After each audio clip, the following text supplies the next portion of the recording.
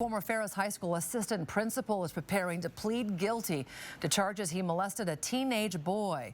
KXLY4 sources say that Todd Bender will enter that plea later this week and end up going to prison even though it's his first offense. KXLY4's Jeff Humphrey broke the story on his Twitter account. He's live from the Public Safety Building. And Jeff, this plea agreement ends a court battle that has stretched on now since 2014. Meaning some of these delays, some of them caused by Mr. Bender, have robbed this young victim of any type of closure for a long time now. However, Bender is getting some extra tough punishment for something he allegedly did to the teenager months after Bender's first arrest.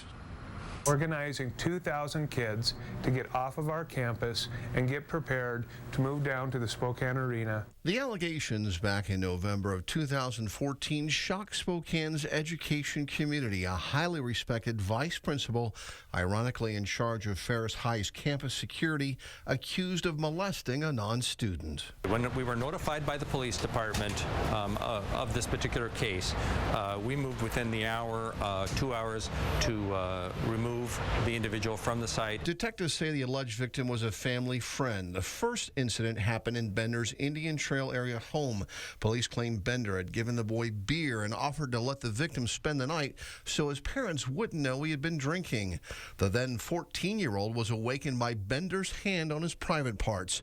The same sort of thing allegedly happened at the Merkel Sports Complex and in Diamond Lake. For the record, Your Honor, this is the first appearance in the matter of the state of Washington versus Todd Bender. Bender might have been eligible for a sentencing break given to first-time sex offenders because he's reportedly passed a polygraph test that shows there are no other victims. However, last August, Bender allegedly violated a sexual assault protection order that barred him from coming within 2 blocks of the victim's location. Both the teen and his father were out mowing the lawn when they saw Bender drive by in this gray pickup truck. Police were told Bender ran this stop sign trying to make his getaway.